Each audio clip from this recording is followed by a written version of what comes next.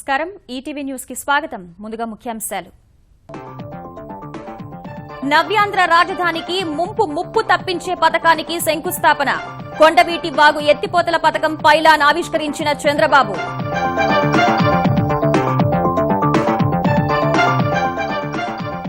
AP సర్కార్కు Amaravati భవన ఆకృతులు అందజేసిన పోస్టర్స్ మార్పులు చేర్పులు చెప్పిన ముఖ్యమంత్రి ఏప్రిల్ నాటికి నమూనాలకు తుది రూపు కలెక్టర్ బాబుతో ప్రతిపక్ష నేత ప్రవర్తనపై చంద్రబాబు ఆగ్రహం జగన్ కు జైలు ఊతపదంగా మారిందని ఆక్షేపణ తగిన చర్యలు తీసుకోవాలన్న ఐఏఎస్లు మిషన్ కాకతీయ 3వ విడత పనులకు సిద్దమైన తెలంగాణ సర్కార్ ఈ ఏడాది కొత్త చెరువుల తవ్వకానికి ప్రాధాన్యం నీటి లభ్యత ఆధారంగా నిర్మాణం తెలంగాణలో డ్వాక్రా మహిళలకు చేయూతనిచ్చే వీఏఓల వేతనాల పెంపు 5,000కు పెంచుతూ కేసీఆర్ నిర్ణయం 18,000 మందికి లబ్ది పెద్ద నోట్ల రద్దు నిర్ణయాన్ని తప్పుపట్టిన వారిపై ప్రధాని విమర్శలు సరైనదేనని చెప్పడానికి జీడీపీ గణాంకాలే నిదర్శనమని యూపీ ప్రచారంలో ఉద్ఘాటన వలస విధానంపై కాస్త తగ్గిన ట్రంప్ ప్రతిభ ఆధారిత విధానాన్ని అమలు చేస్తామని వెల్లడి జాత్యహంకార దాడులను సహించేది లేదని ప్రకటన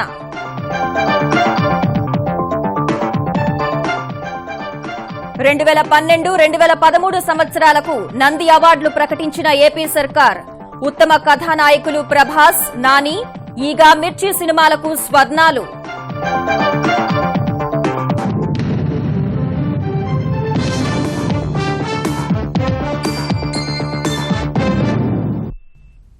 అవినీతి కేసుల్లో కేంద్ర కారాగారానికి వెళ్లి వచ్చిన ప్రతిపక్ష నేత జగన్ కు సెంట్రల్ జైల్ అనే మాట ఊతపదంగా మారిందని ముఖ్యమంత్రి చంద్రబాబు విమర్శించారు నిన్న కృష్ణా జిల్లాలో జరిగిన బస్సు ప్రమాద బాధితులకు సహాయ సహకారాలు అందించిన కలెక్టర్పైనే ప్రతిపక్ష నేత దురుసుగా ప్రవర్తించడం దారుణమని చెప్పారు విజయవాడ ప్రకాశం బ్యారేజీకి ఎగువన సీతానగరం వద్ద కొండవీటి వాగు వరద నీటి ఎత్తిపోతల పథకానికి శంకుస్థాపన చేసిన చంద్రబాబు కొంతకాలం నుంచి అభివృద్ధిని అడ్డుకునేందుకు ప్రయత్నిస్తున్న నాయకులే ఇప్పుడు ప్రమాదాలపై కూడా రాజకీయాలు చేస్తున్నారని మండిపడ్డారు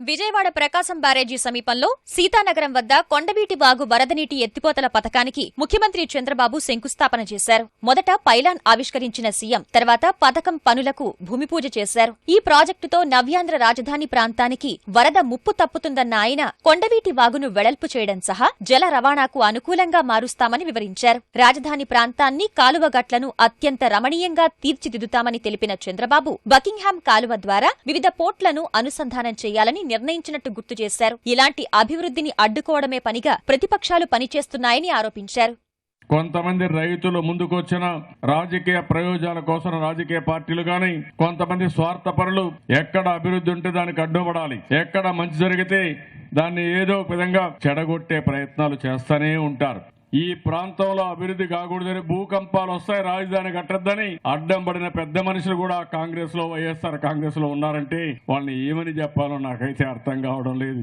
అంటే వాళ్ళు అనుకున్నారు బెదిరిస్తే నేను భయపడతానని బెదిరింపులకు భయపడే సమస్య లేదు ఇదే సమయంలో విజయవాడ జాతీయ రహదారిపై జరిగిన బస్సు ప్రమాద బాధితుల్ని పరామర్శించేందుకు వచ్చిన ప్రతిపక్ష నేత జగన్ కృష్ణా జిల్లా కలెక్టర్ వైద్యులతో దురుసుగా ప్రవర్తించడంపై చంద్రబాబు మండిపడ్డారు నిన్న కూడా చూశారు బస్సు ప్రమాదానికి గురైంది అందరం బాధపడుతున్నాం ఆ యాక్సిడెంట్ కి కలెక్టర్ కి ఏమైనా సంబంధం ఉందా ఆ యాక్సిడెంట్ కి పోలీసులకు సంబంధం ఉందా పాపం 5 గంటలకు యాక్సిడెంట్ జరిగితే ఉదయమే బయలుదేరి కృష్ణా కలెక్టర్ అక్కడే ఉన్నాడు అన్ని చర్యలు తీసుకున్నారు హాస్పిటల్ కూడా అన్ని విధాలు చేశాం ఇవన్నీ మనం చేస్తా ఉంటే మీరంతా అవినీతి పరులు మీ ఇష్ట ప్రకారం చేస్తారని తిట్టడం ఏమాత్రం సబబు ఆయన సెంట్రల్ జైలు పంపిస్తానంటున్నాడు అంటే వీళ్ళ సెంట్రల్ జైలు అనేది అలవాటైపోయింది వీళ్ళ మాటల్లో కూడా సెంట్రల్ జైలు అని ఎక్కువ సమయం సెంట్రల్ జైల్లో ఉండి మళ్ళా ఎప్పుడు పోతారో తెలియకుండా రాత్రి మగుళ్ళు కలవరిస్తూ కనపడిన వాళ్ళందరినీ తిట్టే పరిస్థితికి వస్తున్నారు ఎక్కడికి పోతున్నారు నాకైతే అర్థం కాలేదు అంతకుముందు గుంటూరు జిల్లా కారంచేడు రైతులు చంద్రబాబును కలిసి పట్టిసీమ వల్ల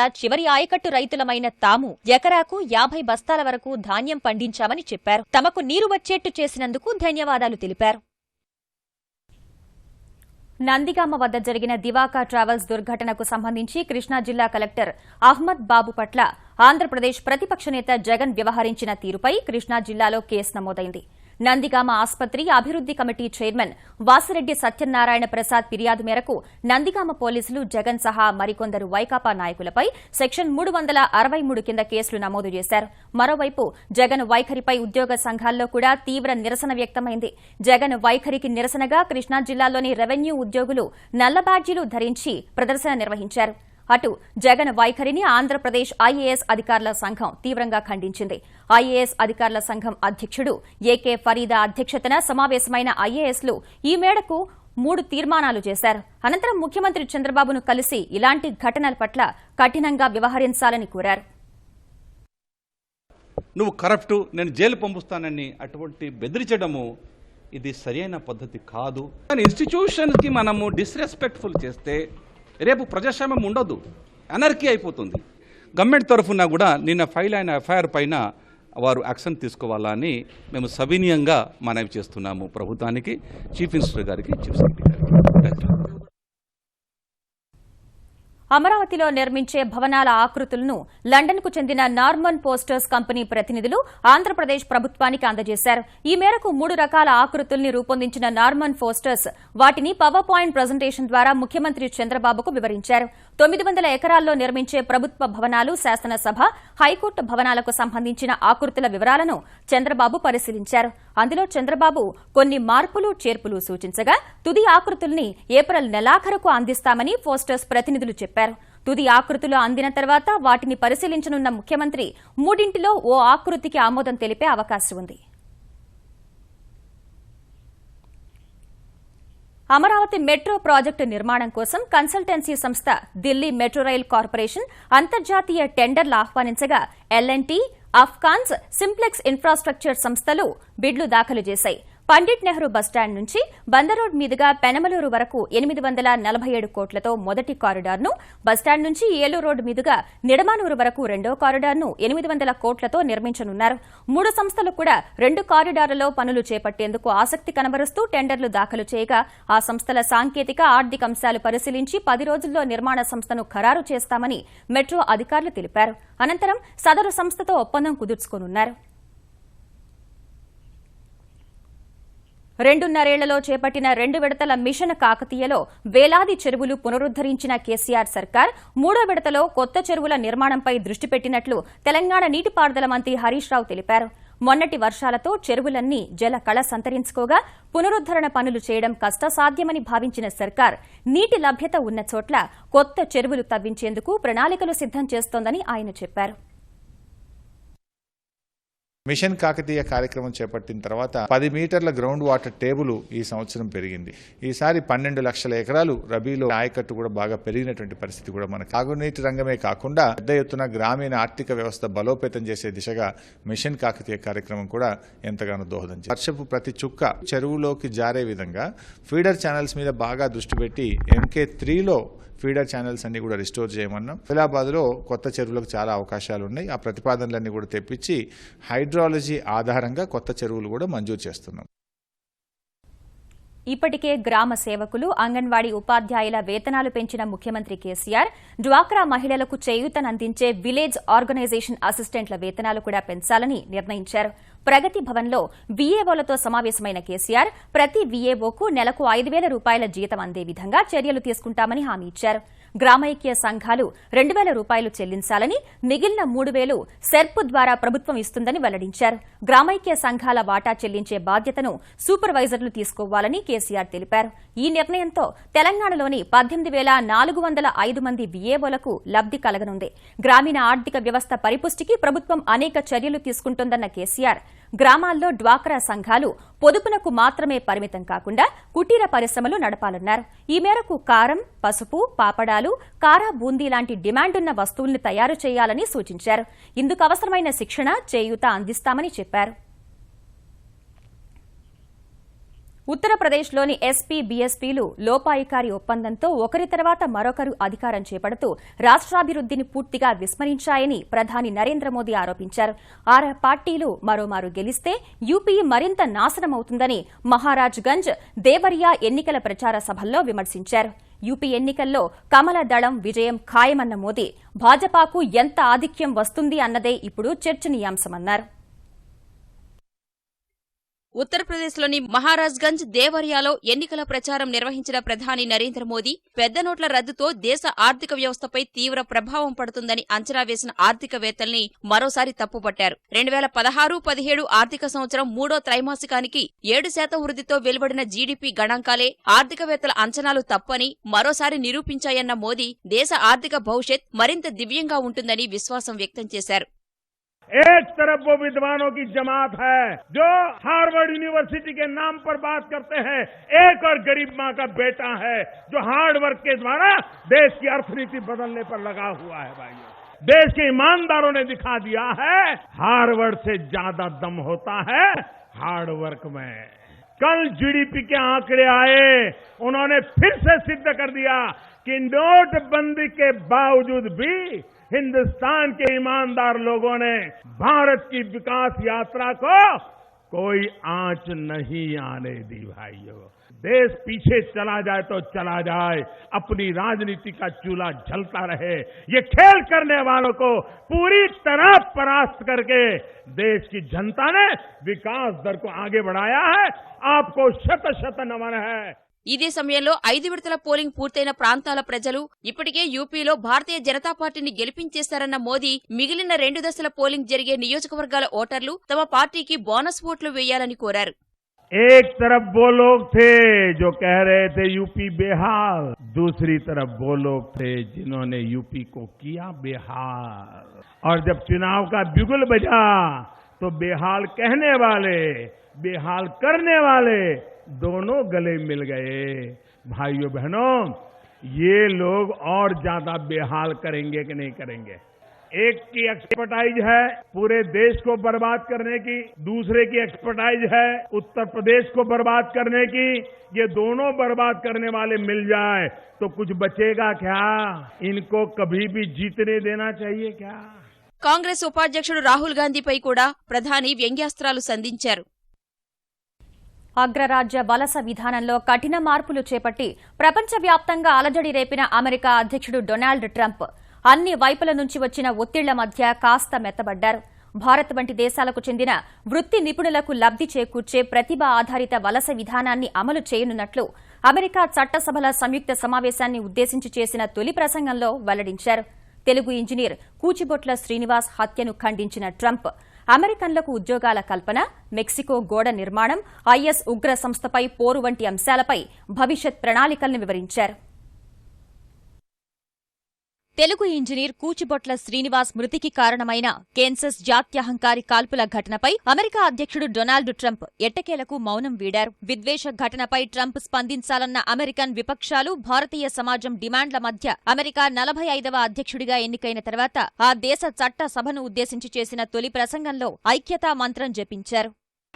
Recent threats targeting Jewish community centers and vandalism of Jewish cemeteries, as well as last week's shooting in Kansas City, remind us that while we may be a nation divided on policies, we are a country that stands united in condemning hate and evil in all of its very ugly forms.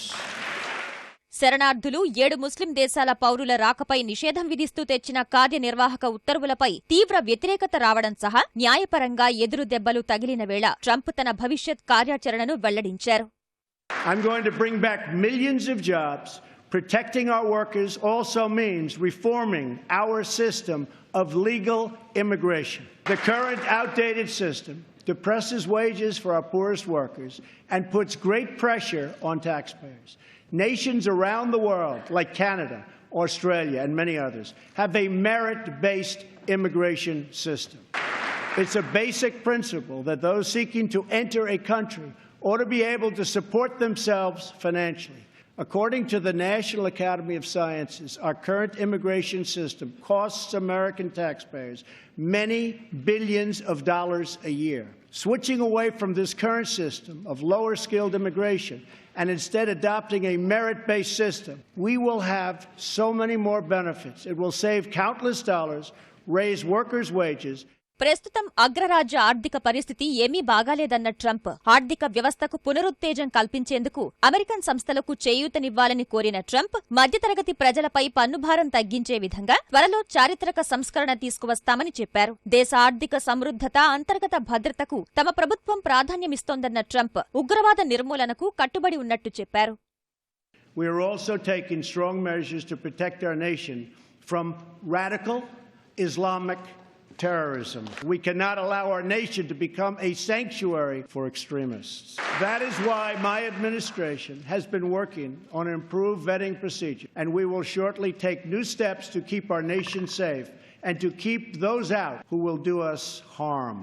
As promised, I directed the Department of Defense to develop a plan to demolish and destroy ISIS. వైద్య బీమాకు సంబంధించిన Obama care చట్టాన్ని రద్దు చేసి కొత్త చట్టం తేవాలని America చట్టసభను Trump కోరారు. తెరాస నేతలు, కార్యకర్తలను ఊరిస్తోన్న నియమిత పదవుల భర్తీ ప్రక్రియలో మరిన్ని పదవులను ముఖ్యమంత్రి కేసీఆర్ భర్తీ చేశారు. మరో 10 కార్పొరేషన్లకు చైర్మన్లను నియమించారు. ఇందులో 5 కార్పొరేషన్ల బాధ్యతలు మైనార్టీలకు అప్పగించిన కేసీఆర్ సెట్విన్ చైర్మన్ గా మీర్ ఇనాయత్ బాక్రీ, పారిశ్రామిక అభివృద్ది సంస్థ చైర్మన్ గా షేక్ బుడాన్ బేగ్, సంప్రదాయేతర ఇంధన వనరుల అభివృద్ది సంస్థ చైర్మన్ గా అబ్దుల్ అలీం, ఖాదీ గ్రామీణాభివృద్ది సంస్థ చైర్మన్ గా Yusuf Zahed, minority finance corporation chairman గా అక్బర్ హుస్సేన్ ను నియమించారు. గిరిజన సహకార ఆర్థిక సంస్థ చైర్మన్ గా ఎమ్మెల్యే తాటి వెంకటేశ్వర్లుని నియమించిన ముఖ్యమంత్రి హస్తకళల అభివృద్ది సంస్థ చైర్మన్ గా సంపత్ కుమార్ గుప్తా, విత్తనాభివృద్ది సంస్థకు కొండబాల కోటేశ్వరరావు, విద్యా సంక్షేమ మౌలిక వస్తుల అభివృద్ది సంస్థకు నాగేందర్ గౌడ్లకు చైర్మన్లుగా బాధ్యతలు అప్పగించారు. రాజ్యసభ సభ్యుడు కేశవరావు కుమారుడు విప్లవ్ కుమార్ ను పట్టణ ఆర్థిక మౌలిక సదుపాయాల అభివృద్ది సంస్థ చైర్మన్ గా నియమించిన కేసీఆర్ త్వరలోనే మరికొన్ని కార్పొరేషన్ల చైర్మన్లను నియమించనున్నారు. నిరుపేదల ఆత్మగౌరవం కోసం కేసీఆర్ సర్కార్ సామాజిక బాధ్యతతో చేపట్టిన 2 పడక గదుల ఇళ్ల నిర్మాణంలో నిర్మాణ రంగ సంస్థలు పాలు పంచుకోవాలని తెలంగాణ పురపాలక మంత్రి కేటీఆర్ కోరారు. హైదరాబాద్ సహా నగరాలు, పట్టణాల్లో ఇళ్ల నిర్మాణంపై అధికారులు, నిర్మాణ రంగ కంపెనీల ప్రతినిధులతో సచివాలయంలో మంత్రి సమావేశమయ్యారు. హైదరాబాద్ లో 1,00,000 ఇళ్లు సహా వచ్చే 2 ఏళ్లలో స్కైవేలు పూర్తి చేస్తామని కేటీఆర్ చెప్పారు. నిర్మాణ, స్థిరాస్తి సంస్థలు కోరిన విధంగా ప్రభుత్వం పలు చర్యలు తీసుకుందని గుర్తు చేసిన కేటీఆర్ బిల్లుల చెల్లింపులో జాప్యం ఉండబోదని భరోసా ఇచ్చారు. అటు నిర్మాణ సంస్థలు కూడా టెండర్ల గడువు పెంచాలని కోరగా కేటీఆర్ అందుకు అంగీకరించారు. పాత్రికేయులకు చేయూతనిస్తానని తన పుట్టినరోజున ప్రకటించిన ముఖ్యమంత్రి కేసీఆర్ ఆచరణలో చూపించారు. పెద్దపల్లి జిల్లా కేంద్రంలో ఓ పత్రికా సంస్థ తరపున విలేకరిగా పనిచేస్తూ దుర్మరణం చెందిన నారాయణమూర్తి పెద్ద కుమార్తె పెళ్లికి 3 లక్షల రూపాయల ఆర్థిక సాయం అందించారు. గత నెలలో నారాయణమూర్తి కుమార్తె వివాహం జరగ్గా అప్పటికి సమయం లేక అందచేయలేకపోయిన కేసీఆర్ ఇవాళ తెలంగాణ పురపాలక మంత్రి కేటీఆర్ ద్వారా 3 లక్షల చెక్కును ఆ కుటుంబానికి అందజేశారు. కృష్ణా జిల్లా నందిగామ వద్ద నిన్న జరిగిన దివాకర్ ట్రావెల్స్ దుర్ఘటన మరువక ముందే అనంతపురం జిల్లాలో 5 వ్యవసాయ కూలీల ప్రాణాలు గాల్లో కలిశాయి. అవులదట్ల గ్రామం నుంచి పత్తి చేలో కలుపు తీసేందుకు 18 మంది కూలీలతో ఎర్రగుంట వెళ్తున్న ఆటోను కదరంపల్లి వద్ద రహదారిపై వెనుక నుంచి వస్తున్న లారీ ఢీకొట్టింది. ఈ క్రమంలో ఆటో పక్కనున్న పొలాల్లోకి పల్టీలు కొడుతూ వెళ్లిపడింది. ప్రమాద ఘటనలోనే ఓ కూలీ అక్కడికక్కడే మరణించగా మరో 2 రాయదుర్గం ప్రభుత్వ వైద్యశాలలో, మరో 2 బళ్లారి విమ్స్ లో మృతి చెందారు. మిగిలిన వాళ్లలో కొందరి పరిస్థితి విషమంగా ఉందని వైద్యులు తెలిపారు. ఇటు కృష్ణా జిల్లాలో జరిగిన మరో ప్రమాదంలో 5 వ్యవసాయ కూలీలకు తీవ్ర గాయాలయ్యాయి. నందివాడ మండలం గొంగళ్లమూడి వద్ద ఇటుకల లోడ్తో వస్తున్న ట్రాక్టర్ కూలీలతో వస్తున్న వ్యాన్ను ఢీకొనగా ఈ ప్రమాదం జరిగింది. క్షతగాత్రుల పరిస్థితి ఆందోళనకరంగా ఉందని వైద్యులు తెలిపారు. 2012-2013 సంవత్సరాలలో విజయవంతమైన ఈగ, మిర్చి చిత్రాలు ఆంధ్రప్రదేశ్ ప్రభుత్వం ఇచ్చే బంగారు నందులను కైవసం చేసుకున్నాయి. ఆయా సంవత్సరాలకు ఏపీ సర్కార్ నంది పురస్కారాల్లో అత్యధిక అవార్డులు ఈ 2 చిత్రాలే దక్కించుకున్నాయి. 2013 సంవత్సరానికి ఉత్తమ నటుడిగా ప్రభాస్ ఎంపికైతే నా బంగారు తల్లి చిత్రంలో చేసిన అంజలి పాటిల్ ఉత్తమ నటి పురస్కారానికి ఎంపికైంది. 2012 ఏడాదికి ఉత్తమ నటుడి పురస్కారం నానికి దక్కగా సమంత ఉత్తమ నటి అవార్డుకి ఎంపికైంది. ఈగ చిత్రానికి రాజమౌళి అలియాస్ జానకి సినిమాను రూపొందించిన దయా కొడవగంటి ఉత్తమ దర్శకుడి పురస్కారాలకు ఎంపికయ్యారు.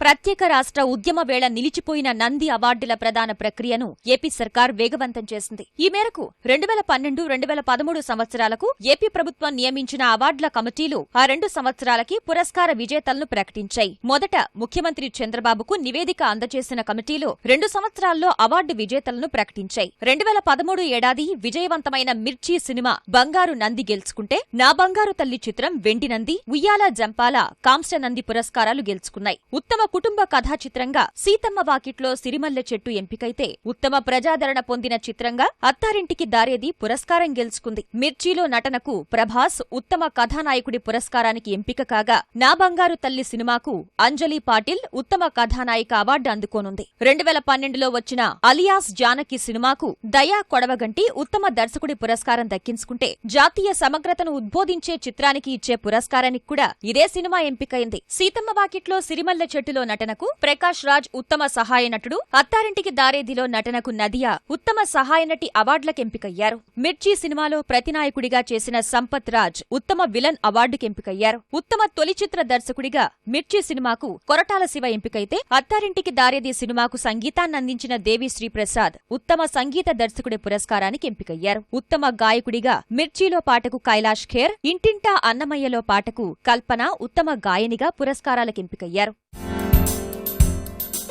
ఇక 2012 సంవత్సరానికి ఉత్తమ చిత్రంగా ఈగ పురస్కారానికి ఎంపికైతే 2వ ఉత్తమ చిత్రంగా మిణుగురులు, 3వ ఉత్తమ చిత్రంగా మిథునం ఎంపికయ్యాయి. ఈగ చిత్ర రూపకర్త రాజమౌళి ఉత్తమ దర్శకుడి పురస్కారానికి ఎంపికైతే ఎటో వెళ్లిపోయింది మనసు చిత్రంలో నటనకు నాని, సమంతలు ఉత్తమ కథానాయకుడు, కథానాయిక అవార్డులకు ఎంపికయ్యారు. ఈగలో అద్భుతంగా నటించిన సుదీప్ ఉత్తమ విలన్ అవార్డుకు ఎంపిక కాగా ఈగకు సంగీతం అందించిన కీరవాణి, ఎటో వెళ్లిపోయింది మనస్సు చిత్రం సంగీత దర్శకుడు ఇళయరాజాలు ఉమ్మడిగా సంగీత దర్శకుడి పురస్కారాన్ని పంచుకోనున్నారు. ఉత్తమ నేపథ్య గాయకుడిగా షిరిడీ సాయిలో పాటకు శంకర్ మహదేవన్, గుడ్ మార్నింగ్ సినిమాలో పాటకు గీతామాధురి ఉత్తమ నేపథ్య గాయని అవార్డులకు ఎంపికయ్యారు. మిథునం సినిమాలో నటనకు బాలసుబ్రహ్మణ్యం, లక్ష్మీలకు స్పెషల్ జ్యూరీ అవార్డులు దక్కగా ఉత్తమ కుటుంబ కథా చిత్రంగా ఇష్క్ ఎంపికైతే ఉత్తమ ప్రజాదరణ పొందిన చిత్రంగా జులై పురస్కారం గెలుచుకుంది. త్వరలోనే 2014-15 సినిమాలకు కూడా అవార్డులు ప్రకటించి 4 సంవత్సరాలకు పురస్కారాలు ఒకే వేదికపై ప్రదానం చేయనున్నట్టు ముఖ్యమంత్రి చంద్రబాబు తెలిపారు. త్వరలోనే రఘుపతి వెంకయ్య, ఎన్టీఆర్ జాతీయ అవార్డులను ప్రకటిస్తామని చెప్పారు.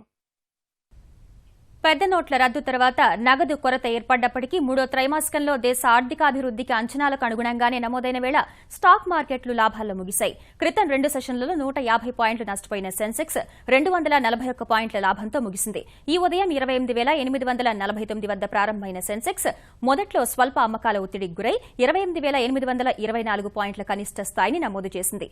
జీడీపీ గణాంకాలు సంతృప్తికరంగా ఉండడం సహా ఆసియా విపణుల నుంచి వెలువడ్డ సానుకూల సంకేతాల మధ్య లాభాల్లోకి దూసుకెళ్లిన సూచీ ఒక దశలో 29,029 పాయింట్ల వద్ద గరిష్ట స్థాయిని తాకింది. చివరకు 6 నెలల గరిష్ట స్థాయి 28,984 పాయింట్ల వద్ద ముగిసింది. జాతీయ స్టాక్ ఎక్స్చేంజ్ సూచీ నిఫ్టీ 66 పాయింట్లు పెరిగి 8,946 పాయింట్ల వద్ద స్థిరపడింది. ఈటీవీ న్యూస్ సమాప్తం. నమస్కారం.